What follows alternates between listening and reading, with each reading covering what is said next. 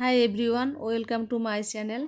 আজকে আমি দেখাবো বাংলাদেশের একটা ঐতিহ্যবাহী পিঠা, সেটা হলো মেরা পিঠা। এটা বিভিন্ন অঞ্চল ভেদে বিভিন্ন নাম হয়ে থাকে। তো আপনারা দেখেন আপনাদের এলাকায় কী নামে এটা পরিচিত। তো যাই হোক, আমি আর কথা না বাড়িয়ে মূল প্রসেসে চলে যাচ্ছি। এখন আমি এটা প্রস্তুত করার জন্য একটা প্যানের মধ্যে 3 কাপ পরিমাণ জল নিয়েছি, আর নিয়েছি 1.5 কাপ পরিমাণ খেজুর গুড়। এই খেজুর গুড়টা নতুন যখন ওঠে তখন এই পিঠাটা বানালে খুব ভালো হয়। এটা আমি ভালোভাবে জলের সাথে মিশিয়ে দিচ্ছি। চুলাটা হাই ফ্লেমে দিয়েছি, আর দিয়েছিলাম হাফ চা চামচ লবণ দিয়েছিলাম। এই তো আমার জলটা বলক এসে গেছে। এখন আমি এখানে 1 কাপ পরিমাণ কোরানো নারকেল দিয়ে দিচ্ছি। এখানে নারকেল টুকরো টুকরো করে কেটে দিলে সেটাও ভালো হয়, সেটা আমি করিনি, আমি কোরানো নারকেলটাই দিয়েছি। এই তো বলক এসে গেছে নারকেল দেওয়ার পর। এখন আমি দেখাচ্ছি এটার পরিমাণটা কেমন। এটা একদম পাতলায় থাকবে, কোনোভাবে জলটা ঘন করা যাবে না। এরপর আমি দিয়ে দেব এখানে যে কাপ দিয়ে জল নিয়েছিলাম সেই কাপ দিয়ে 3 কাপ পরিমাণ চালের গুঁড়া, শুকনা চালের গুঁড়া দিতে হবে। চালের গুঁড়া দেওয়ার পর এরকম বলক উঠবে। তারপর আমি ঢাকনা দিয়ে মিনিমাম 5 মিনিটের মতো রেখে দেব। এভাবে রেখে দেবো 5 মিনিটের মতো।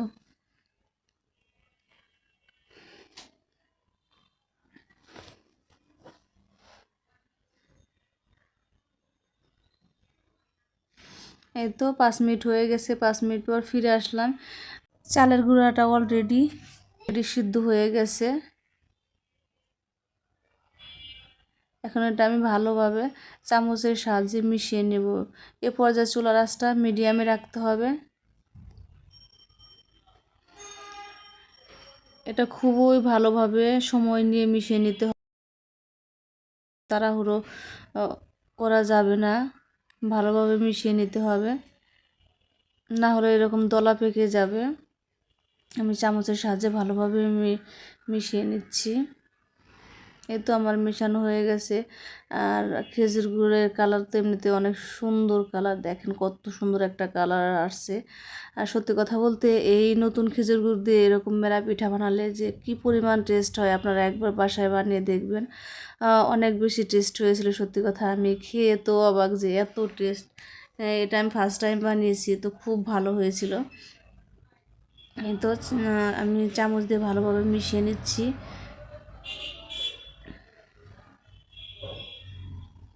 এখন আমি একটা প্লেটে নামিয়ে নিব। এটা হালকা ঠান্ডা হলে, কিন্তু একদম ঠান্ডা করা যাবে না। হালকা গরম গরম কুসুম গরম থাকবে, হাতে সহনীয় এরকম। এ পর্যায়ে এটা ভালোভাবে হাত দিয়ে মসৃণ একটা ডোর মতো তৈরি করতে হবে। তো আমি প্রথমে একটা কাঁসার প্লেট এরকম মেখে নিচ্ছিলাম মসৃণ করার জন্য, যাদের মধ্যে কোনো প্রকার দলা পেকে না থাকে। এটা হালকা গরম অবস্থায় নিতে হবে। তো আমি আবার এই প্লেটে নিলাম, ওখানে মানে দেখতেছিলাম লেগে যাচ্ছিল, পরে আরেক প্লেটে আমি নিয়েছি। এখন এই তো ঠিক এভাবে মেখে নিতে হবে। এটা একটু সময় নিয়ে মেখে নিতে হবে, আর এটা যত ভালোভাবে মাখানো যাবে তত মসৃণ হবে। এ তো আমি হাত দিয়ে চেপে চেপে এরকম করে মেরা পিঠার শেপ দিয়ে দেবো। এই যে ঠিক এভাবে প্লেটের মধ্যে এক হাত দিয়ে চেপে এভাবে দিলে মেরা পিঠার সুন্দর একটা শেপ চলে আসে। তারপর আপনারা আপনাদের ইচ্ছা মতো শেপ দিতে পারেন, আপনাদের পছন্দ অনুযায়ী দিতে পারেন। তো মেরা পিঠার শেপটা নর্মালি এরকমই হয়। তো এই তো আমি একটা বানিয়ে দেখালাম, আমি আরও 2-1টা বানিয়ে দেখাচ্ছি। এটা আপনারা দেখে বুঝে নেবেন আমি কিভাবে বানাচ্ছি।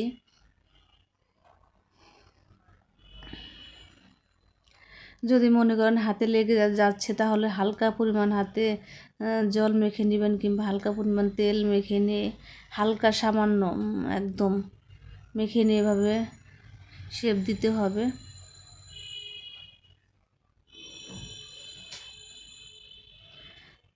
এই পিঠার মধ্যে যাতে কোনো প্রকার ফাটা কিংবা কোনো রকম দাগ যাতে না থাকে, সেজন্য ভালোভাবে এটা শেপ দিতে হবে, একদম মসৃণ আকারে শেপ দিতে হবে। এ তো আমি আরও বানিয়ে দেখাচ্ছি 2-1টা আপনাদের সুবিধার্থে।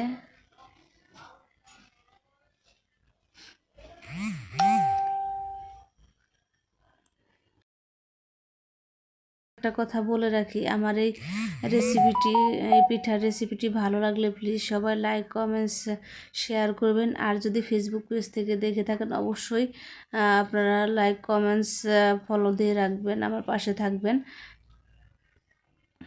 এই তো আমি কথা বলতে বলতে প্রায় বানানো হয়ে যাচ্ছে আমার। এটা একটু সময় নিয়ে বানাতে হবে, কারণ এটা মসৃণ শেপ দিতে হবে, কোনোভাবে মানে এবড়ো থেবড়োভাবে বানানো যাবে না, তাহলে দেখতে ভালো লাগবে না।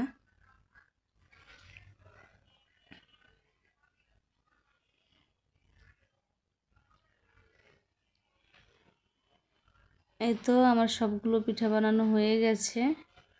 এই যে এখন আমি এটা স্টিম করে নেব।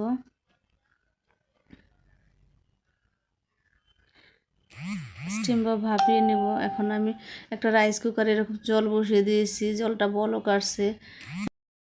এই রাইস কুকারের মধ্যে আমি স্টিমারটা দিয়ে দিব। অনেকের কাছে রাইস কুকার থাকে না, কিংবা হাতের কাছে রাইস কুকার না থাকলে আপনারা পাতিলের মধ্যে গরম জল করে এরকম বলক আসলে তার উপরে একটা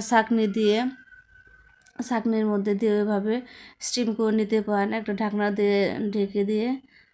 তো আমি যাই হোক এভাবে স্টিমারের মধ্যে এক একে দিয়ে দিচ্ছি পিঠাগুলো।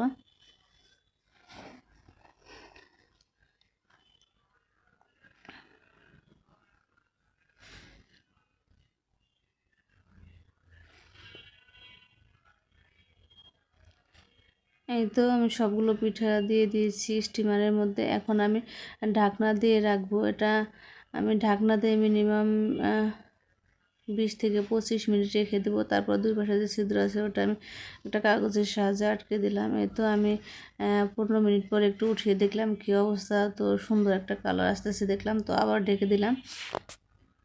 এই তো আমি মিনিমাম 20-22 মিনিট স্টিম করে নিয়েছি। তো দেখেন হয়ে গেছে আমার পিঠাগুলো, কত সুন্দর কালার আসছে, আর খেতেও সত্যি কথা অনেক বেশি টেস্ট ছিল।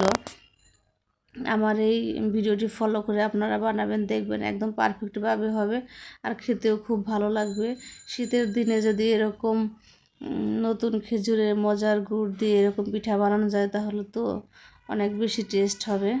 ধন্যবাদ সবাইকে, ভালো থাকবেন।